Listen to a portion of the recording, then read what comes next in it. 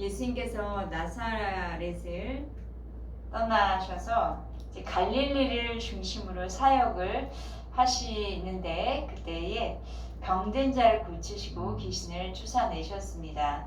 그러자 많은 사람들이 모여들었어요. 왜냐하면 당시에 귀신 들린 자도 많았고 병든 자들도 많았기 때문이죠. 마가복음 3장 20절을 보니까 예수님과 제 아들은 식사할 겨를도 없이 바빠셨습니다. 한편에서 이런 예수님에 대해서 뭐라고 이야기를 하냐면 예수는 미쳤다 라고 하는 사람도 있었고 또 귀신의 왕이 들렸다 라고 하는 사람도 있었습니다. 그런 이야기들이 예수님의 친척과 또 그의 가족들에게도 들렸습니다. 그래서 예수님의 동생들은 예수님에 대해서 그런 소식을 들었지만 아직 예수님을 그리스도로 믿지 않은 상황이었어요. 그래서 예수님의 어머니 마리아가 예수님을 잉태할 때에 그 소식을 천사가 예수님의 잉태 또 태어남에 대해서 이야기를 했죠. 그러면 예수님이 자라시면서 뭐 여러 가지 상황으로 보았을 때 동생들은 예수님의 특별함에 대해서 어느 정도는 좀 인지가 되지 않았을까 싶습니다. 그런데도 예수님이 인류를 구원할 메시아라는 믿음은 아직 없었던 것 같습니다. 예수님의 동생들은 예수님의 그 사역에 언제부터 동참했을까요? 그럼 아시나요? 예수님이 승천하신 다음에 그들이 모여서 한 곳에서 기도할 때에 그 동생들도 참여한 것으로 기록되어 있습니다. 그러니까 이전까지 동생들이 예수님에 대한 믿음이 없었던 것이죠. 그것에 대한 요한복음 7장 5절에는 이렇게 말씀하고 있는데요. 이는 그 형제들까지도 예수를 믿지 아니함이러라 라고 되어 있습니다. 예수님의 혈육인 그 형제들, 동생들은 예수님이 누구인지 알지 못했던 것이죠. 오늘 우리가 말씀을 통해서 누가 그럼 영적인 믿음의 가족인지에 대해서 알아가는 그런 예배 시간이 되었으면 좋겠습니다. 예수님께서 공생애를 이제 시작하실 때 가족들과 함께 하시는 건 아니에요. 가족들을 떠나셨습니다. 그리고 혼자 먼저는 요한에게 가셔서 세례 받으시고 이제 공생애를 시작을 하십니다. 예수님께서 공생애 사역하는 것은 가족들의 입장에서 그것을 겪게 되었을 때 갑작스러운 일이었던 거예요. 어떤 가족들을 설득하면서 시작하신 그런 기록은 성경에 없기 때문에 또 이후에 그 가족들의 예수님의 공생의 사역 기간 동안에 가족들이 보여준 태도를 볼 때 가족들의 입장에서는 그 예수님의 사역이 갑작스러운 일이었던 것입니다. 예수님께서 공생을 시작하시고 이런 소문이 나기 시작했어요. 31절 보면 그때 예수의 어머니와 동생들이 와서 밖에 서서 사람을 보내어 예수를 부르니 이 어머니와 동생들이 예수님을 찾아온 것에 대해서 공관복음서에는 구체적으로 그 이유가 나타나고 있지는 않습니다. 그런데 왜 어머니와 동생들이 찾아왔는지 유추해 볼 수 있는 구절이 있습니다. 마가는 예수님의 가족이 예수님에게로 찾아온 것에 대한 이유를 이렇게 30절에 기록해 하고 있는데 보면 이는 그들이 말하기를 더러운 귀신이 들렸다 함이러라. 예수님의 가족이 예수님에게 찾아오기 전에는 예수님이 하시는 놀라운 귀신을 쫓아낸다든지 많은 병자들을 낫게 하시는 그런 사역을 보고 뭔가 이야기를 했는데 긍정적인 이야기가 아니었던 거예요. 유대인의 지도자들이 예수님을 향해서 귀신의 왕을 힘입어서 이런 놀라운 일을 하는 것이라 가족들이 그런 이야기를 들은 거죠. 그러니 얼마나 당황스럽고 놀라웠을까요? 예수님은 그 유대인들의 주장에 대해서 이런 말씀을 그 마가복음 3장 앞부분 보면 이런 이야기가 있죠. 사탄을 쫓아내면 자기들끼리 서로 분쟁하는 것인데 어떻게 그런 일이 있을 수 있느냐? 강한 자가 약한 자를 쫓아내는 것이다. 이런 말씀을 하셨어요. 이 말씀은 예수님께서 사탄보다 강하기 때문에 사탄을 결박하고 귀신을 쫓아내는 것이라는 말씀을 하고 계신 것입니다. 그러나 사람들 사이에서 그 예수님에게 더러운 귀신이 들렸다는 소문이 돌았고 그 소문을 듣고 지금 예수님의 가족이 놀라서 찾아온 것입니다. 마가복음에는 이 이야기 앞에 21절에 이런 말씀이 있어요. 예수의 친족들이 듣고 그를 붙들러 나오니 이는 그가 미쳤다 함일러라 라고 기록되어 있습니다. 가족들이 찾아오기 전에 예수님의 친족들이 그 예수님에 대한 잘못된 소문을 듣고 예수님을 붙들러 왔다는 것입니다. 예수님에 대한 소문을 듣고 그 친척들이 먼저 예수님을 붙들러 왔지만 예수님의 사역은 멈출 수가 없었던 것입니다. 그래서 예수님은 계속 지금 사역을 하고 계시는데 귀신의 왕 들렸다, 이런 미쳤다 소문이 퍼지니까 가족들의 입장에서는 걱정이 되었던 것입니다. 예수님께서 공생의 사역을 시작하시면서 전국적으로 예수님에 대한 소문이 돌게 되었고요. 근데 그 소문은 긍정적인 소문도 있었고 부정적인 소문이 돌고 있었기 때문에 가족의 입장에서는 어떻게 하면 예수님이 하는 일을 멈추게 할 수 있을까 그런 고민을 하게 되었던 것 같습니다. 자, 우리들의 삶 가운데서도 우리가 신앙생활을 하고 또는 사역을 하는 사람들이 있죠. 가장 먼저 부딪히는 상대가 누구일까요? 갈등하기 시작하는 상대가 바로 가족입니다. 이것은 경험을 통해서 많은 신앙인들의 간증 가운데 이런 이야기들이 있고요. 우리도 그런 경우이죠. 저와 저희 남편도 그런 경우입니다. 과거에 우리나라에서 예수님을 믿는다는 것은 쉽지 않았습니다. 우리나라 전통적인 종교 또 문화와 이 기독교라는 것은 서양에서 들어온 종교다라는 어떤 선입관 때문에 예수를 믿고 교회를 다닌다는 것에 어려움이 많았습니다. 지금 시대가 또 많이 변화되긴 했지만 그래도 아직 우리 전통 또 종교적인 문화 때문에 교회라는 것을 꺼리는 어르신들이 많이 있습니다. 가족 중에 특히 자녀들이 교회에 다니는 것을 싫어하시는 연로하신 부모들이 많이 계십니다. 예수님의 가족들을 우리가 한번 생각해 본다면 그들은 전통 유대인들이었겠죠. 그래서 유대주의와 다른 예수님의 사역을 바라보면서 가족들도 우리도 그런 예수님과 함께하는 가족이라면 지역에서 왕따 당하는 것 아닐까? 죄인 취급을 받는 것 아닐까? 그런 염려가 있어서 예수님을 찾아와 예수님을 데리고 가려고 그래서 사역을 멈추게 하려고 했습니다. 31절과 32절 보면은 같이 읽겠습니다. 시작. 그때에 예수의 어머니와 동생들이 와서 밖에 서서 사람을 보내어 예수를 부르니 무리가 예수를 둘러 앉았다가 여짜오되 보소서 당신의 어머니와 동생들과 누이들이 밖에서 찾나이다. 예수님을 찾아온 어머니와 동생들은 예수님이 있는 곳으로 들어가지는 못한 것 같아요. 왜냐하면 예수께서 들어가서 계신 그 집은 사람들로 지금 가득 차 있거든요.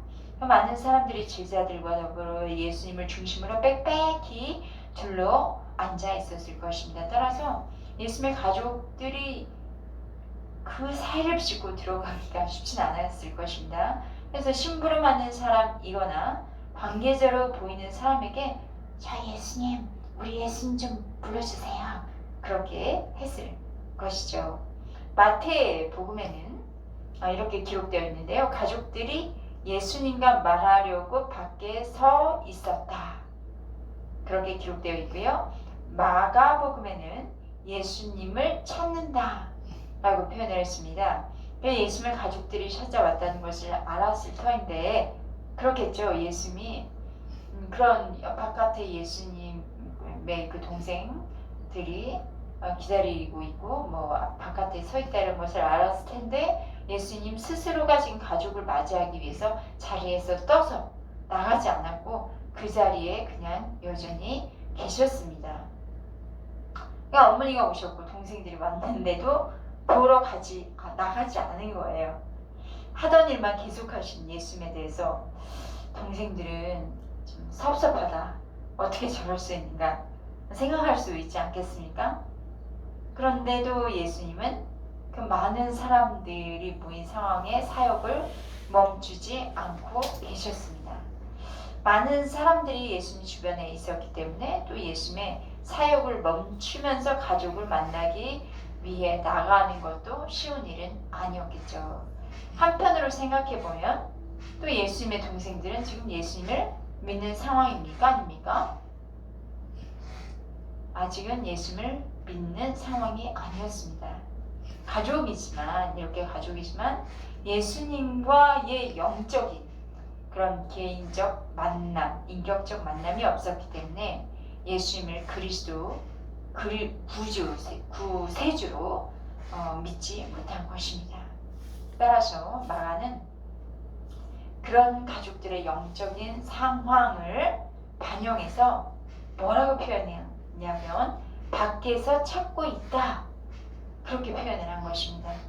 밖에서 찾고 있다. 이것은 거리감을 표현한 것이에요. 바깥에서 가족이지만 예수님과 가까이 함께하지 못하는 영적 거리감을 표현한 것입니다.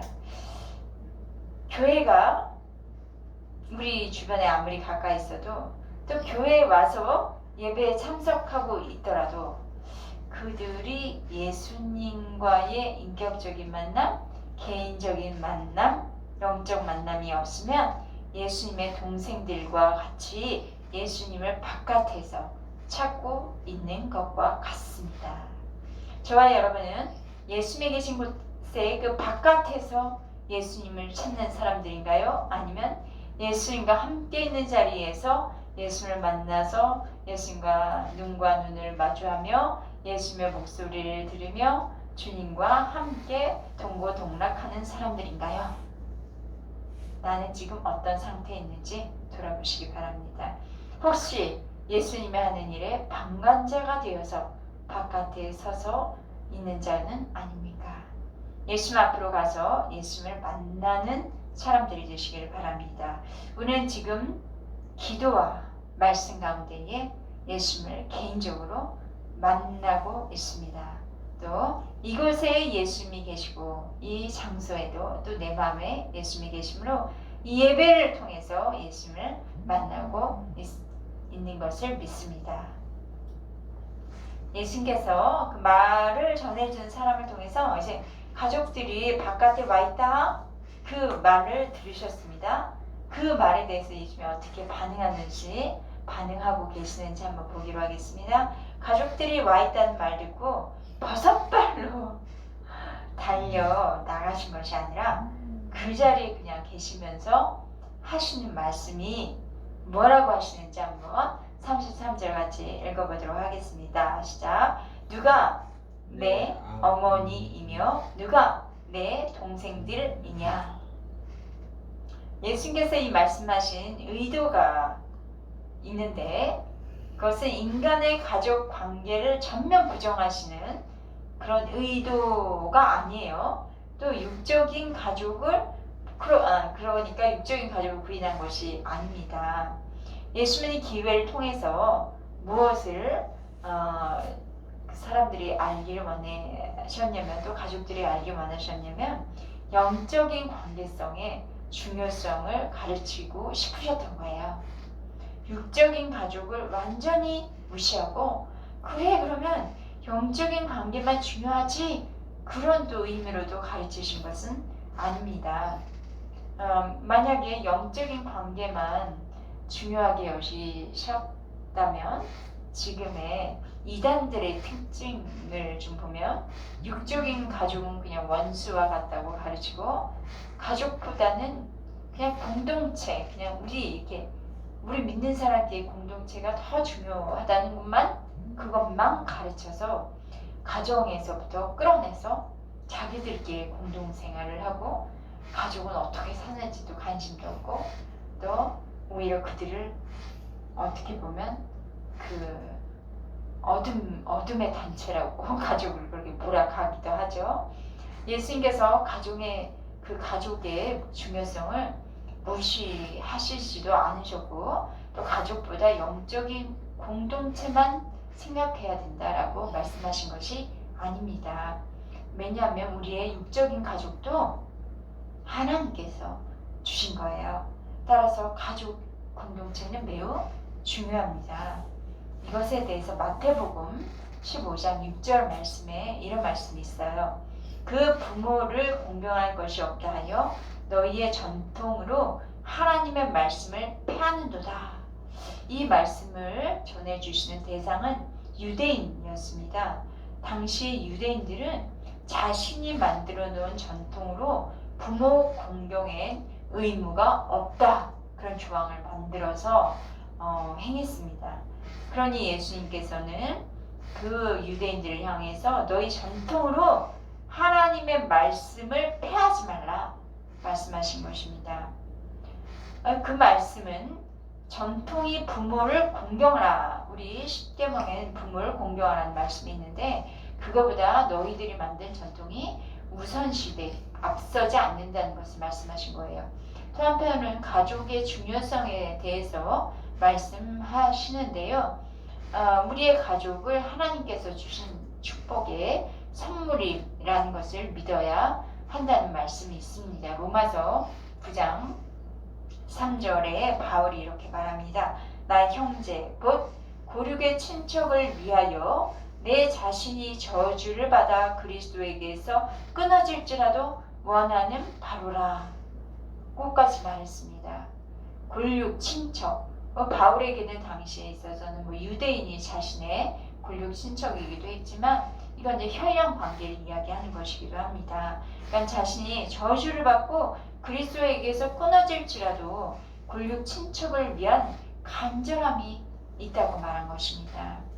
예수님은 또한 이런 말씀을 하세요. 하나님 나라를 위한 새로운 가족에 대해서 말씀해 주시는데요. 34절을 같이 읽어볼까요? 시작. 둘러앉은 자들을 보시며 이르시되 내 어머니와 내 동생들을 보라. 그리고 또 제가 참고 요절 말씀으로 마태복음 12장 49절 말씀을 찾아서 읽어보자면 손을 내밀어 제자들을 가리켜 이르시되 나의 어머니와 나의 동생들을 보라 라고 기록했습니다. 예수님께서는 가장 가까이 자리하고 있는 이들을 천천히 이렇게 바라보시면서 뭔가 내적 은밀한 감격의 음성으로 내 모친과 내 동생들을 보라 그렇게 하신 것입니다. 아무도 이 사람들은 예수님의 12 제자들, 항상 예수님과 동고동락했던 12 제자들이었을 것입니다. 예수님께서 이렇게 표현한 것은 넓은 의미로 볼 때 예수님의 부르심에 순종해서 예수님과 함께 동행하며 예수님과 관계에 있어서 친밀하고도 특별한 사이라는 뜻으로 볼 수가 있습니다. 그들은 세상에 존재하는 어떤 기준이나 또 제약에 구애를 받지 않으면서 가장 우선으로 가장 시급한 것이 하나님의 뜻을 따르는 사람들이라는 것, 사람들로 인정받은 사람이에요. 그들은 하나님이 보내신 그 메시아, 곧 예수 그리스도, 하나님의 아들로 오신 예수 그리스도를 믿고 따르는 자들이었어요. 그들은 또 말씀에 순종하는 자들이었고 또 하나님의 그 예수님이 주신 그 약속의 여러 말씀들을 전적으로 신뢰하면서 예수님과의 마치 피를 나눈 가족, 정말 마치가 아니라 예수님이 피를 주셔서 우리가 살아난 그런 가족 공동체 아닙니까? 그런 영적 가족으로 발전하는 사람들, 그런 사람들이 바로 예수 그리스도를 따르는 사람들과 연합된 공동체였던 거죠. 저와 여러분은 그리스도를 주로 믿는 믿음 안에서 하나님의 나라를 위한 새로운 가족이 되었습니다. 믿으시죠? 서로 주님 안에서 피를 나는 형제요, 자매로 하나가 된 공동체입니다. 육적인 가족도 그 영적인 믿음의 가족도 모두 중요합니다. 우리 믿음 생활하면서 이 두 가족의 관계를 잘 지키고 또 이루어야겠습니다. 교회 영적 가족을 위해서 육적인 가족을 소홀히 하는 것도 아니고 또 육적인 가족 때문에 교회 영적인 가족을 소홀히 하지도 말아야겠습니다. 우리에게 주어진 육적 가족은, 육적 가족, 혈연 가족은 내가 원해서 된 것이 아니죠. 하나님께서 우리가 태어나기 전부터 정해 주신 대로 맺어진 관계의 가족입니다. 그럼 영적인 가족은 하나님의 섭리 안에 맺어진 가족이고요. 그런 영적인 가족들에게는 이제 해야 할 일이 있어요. 그것은 하나님을 아버지로 섬기는 믿음의 가족으로 우리 함께 서기 위해 해야 할 일들인데, 하나님의 말씀을 듣고 행해야 한다고 그렇게 말씀하신 것이 누가복음 8장 21절에 있습니다. 제가 읽겠습니다. 예수께서 대답하여 이르시되 내 어머니와 내 동생들은 곧 하나님의 말씀을 듣고 행하는 사람들이야. 행하는 사람이라는 것은 그 말씀대로 순종하며 살아가는 사람들이다 라는 뜻입니다. 우리가 하나님을 아버지로 섬기고 교회 안에서 서로 믿음의 가족이 되기 위해서 하나님의 말씀을 들어야 합니다. 신앙생활은 우리가 익히 알고 있는 바대로 하나님의 말씀을 듣는 것으로 시작이 되는 거예요. 신앙생활, 믿음이라는 것은 말씀을 들어야 돼요. 말씀을 안 듣는 가운데서 나는 하나님의 가족이다? 이렇지 않아요. 로마서 10장 17절에 이렇게 되어 있습니다. 그러므로 믿음은 들음에서 나며 들음은 그리스도의 말씀으로 말미암았느니라. 우리가 하나님의 자녀로 믿음의 자녀로 살아가기 위해서는 하나님의 말씀을 계속 들어야 합니다. 우리가 들을 때에 우리는 하나님에 대해서 더 깊이 또 넓게 높이 있는 계신 하나님을 알게 되고요. 또 하나님에 대한 신뢰의 관계가 더 깊어지게 되고요. 진리 안에서 이제 내가 살면서 진리대로 행할 수 있는 것입니다. 또한 말씀을 듣기만 하는 것이 아니라 말씀을 듣고 행함에는 의지가 따르게 됩니다. 왜냐하면 우리들에게 선택권이 있기 때문이죠. 말씀을 들었는데 머리로는 가득 담고 있는데 내 그 말씀대로 살고자 하는 의지가 발동하지 않으면 말씀은 또 소멸되고 말죠. 그거에 대해서 야고보서 1장 22절은 말씀해 주십니다. 너희는 말씀을 행하는 자가 되고 듣기만 하여 자신을 속이는 자가 되지 말라. 참 이 말씀은 의미가 있는 말씀이에요. 우리가 들으면 마치 말씀을 다 아는 것 같고 하나님과 잘 살고 있는 것 같은 속임을 당할 수 있습니다. 그런데 진짜 하나님과의 동행은요, 하나님의 말씀이 들려진 말씀이 나의 삶을 통해서 나타나지는 것이 하나님과 동행하는 삶입니다. 우리가 하나님의 자녀로 같은 믿음의 가족으로 살아가기 위해서는 하나님의 말씀을 들을 뿐만 아니라 말씀대로 살아가야 합니다. 하나님의 말씀은 우리가 영적 가족으로 어떻게 관계 맺어야 하는지, 어떻게 살아야 하는지, 또 어떻게 하는 것이 하나님을 정말 베스트로 기쁘게 하는 것인지를 알게 해주십니다. 하나님이 주신 복을 또 그렇게 되면 누리게 되겠죠. 하나님의 말씀을 듣고 행하는 것은 하나님의 뜻대로 행하는 것이에요. 말씀대로 행하는 것이 곧 하나님의 뜻대로 행하는 것이죠. 우리는 하나님의 뜻대로 행하는 것 35절에 나타나 있는데요. 다시 한번 읽어볼까요? 시작. 누구든지 하나님의 뜻대로 행하는 자가 내 형제요 자매요 어머니이니라. 우리가 하나님의 자녀로 믿음의 가족이 되기 위해 하나님의 말씀을 통해서 깨닫게 된 그 하나님의 뜻을 알고 그 뜻대로 살아가는 그런 저와 여러분 되기를 바랍니다. 이것에 대해서 요한복음 6장 39절에서 40절 말씀 이렇게 말씀하시는데 제가 읽도록 하겠습니다.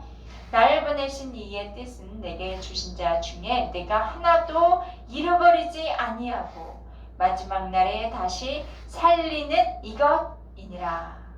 내 아버지의 뜻은 아들을 보고 믿는 자마다 영생을 얻는 이것이니 마지막 날에 내가 이를 다시 살리리라 하시니라.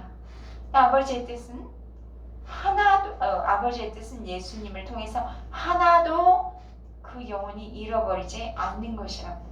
그것이 하나님의 뜻이었어요. 아들을 보고 믿어 영생을 얻는 것. 그래서 구원을 받고 다 아버지 품에 안기는 것을 바라셨습니다. 그 하나님의 뜻의 열매, 나타난 열매는 바로 죄와 사망에 묶여있던 사람들이 예수님을 만나서 부활로 생명으로 살아난 구원받는 성도가 되는 것입니다. 우리가 예수를 믿어서 영생을 얻은 성도가 되신 줄 믿습니다. 아멘. 다른 사람들의 영혼을 이제 살리는 그 사명이 우리에게 있습니다. 한 영혼도 잃어버리지 않는 것이고 마지막 때 모두 살아나는 것, 영생을 얻는 것이 하나님의 뜻이라고 말씀하십니다. 하나님의 뜻은 크고 놀라운 것이에요. 우리를 향하시는 하나님의 뜻은 모든 영혼이, 우리의 혈육의 친척뿐만 아니라 우리의 또 주변 이웃 모든 영혼이 예수님 믿고 영생 받을 때 얼마나 기쁩니까? 우리 가족, 혈연 가족만 해도 좋은 일이 있으면 손을 잡고 기뻐하고 박수를 쳐주죠. 그런데 마지막 우리에게 주어진 영생의 관문, 죽음이 아니라 영생의 관문으로 들어가는 우리들의 그 기쁨은 얼마나 함께하는 정말 영광된 기쁨이 아닐까요? 예수님의 동생들은 처음에는 예수를 믿지 않았지만 예수님이 승천하시고 부활 승천하시고 나서 모여서 함께 한 곳에서 120명의 사람들이 기도했을 때에 오순절 성령의 충만을 함께 받아서 초대교회의 중요한 역할을 감당하는 사람들이 되었습니다. 그 말씀이 사도행전 1장 14절 말씀에 있는데요. 제가 읽도록 하겠습니다. 여자들과 예수의 어머니 마리아와 예수의 아우들과 더불어 마음을 같이하여 오로지 기도에 힘쓰더라. 우리의 육신의 가족, 영적인 가족 모두 소중하죠.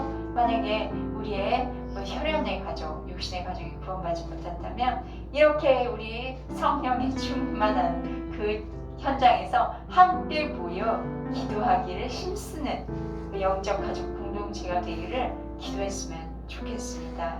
또 우리 교회의 영적 가족 공동체들도 혈연의 가족처럼 서로 정말 아픔이 있고 어려움이 있으면 돌보고 또 함께 위로하며 또 그들을 세워나가는 그런 하나님의 뜻이 온 곳에 나타나고 일어나길 바랍니다.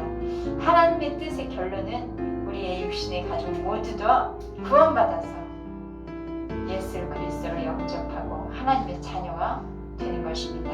육신의 가족, 영적 가족 모두 그래서 성령 안에서 하나 되어 하늘의 복을 누리는 그런 저와 여러분의 가족들 되시기를 주님의 이름으로 축복합니다.